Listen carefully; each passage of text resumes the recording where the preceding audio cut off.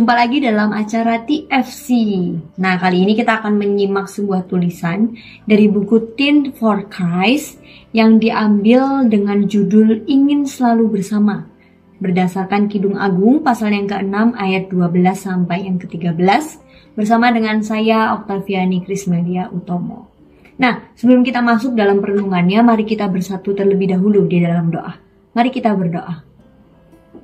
Tuhan, kami mengucap syukur Engkau yang memanggil kami untuk bisa merenungkan akan firman Tuhan di hari ini.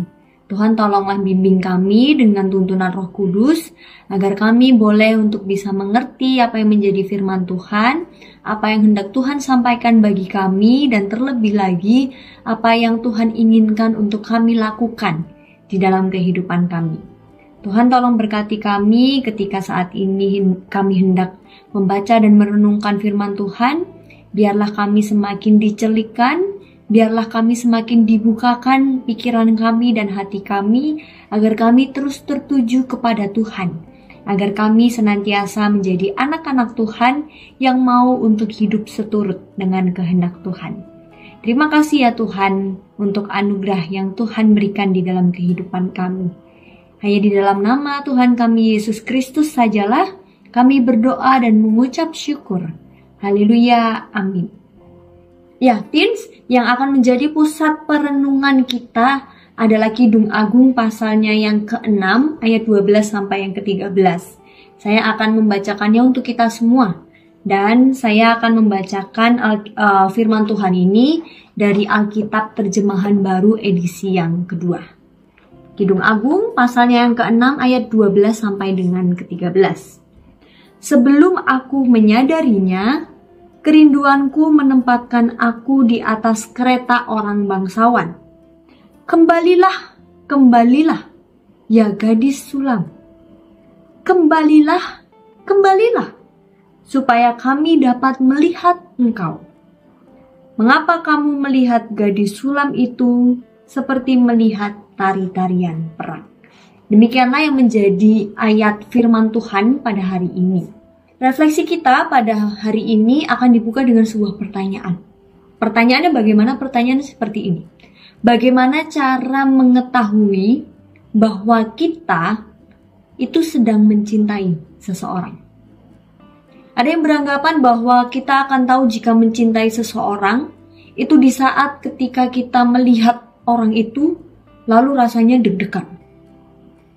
Namun ada juga yang baru menyadari bahwa sedang mencintai ketika mereka tidak nyaman saat orang yang dicintai pergi.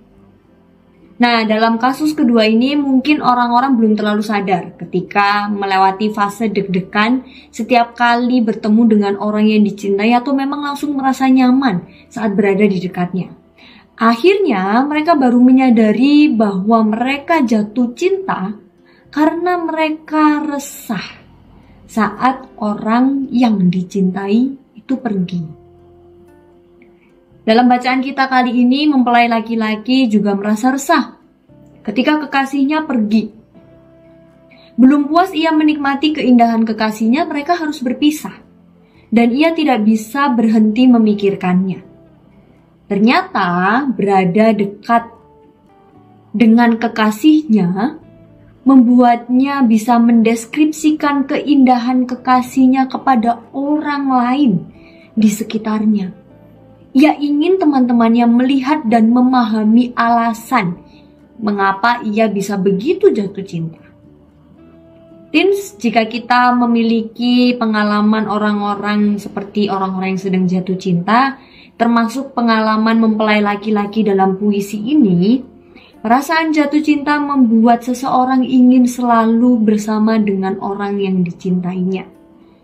Rasanya tidak ada cukup waktu untuk menikmati keindahannya atau kata-kata yang indah untuk menggambarkannya.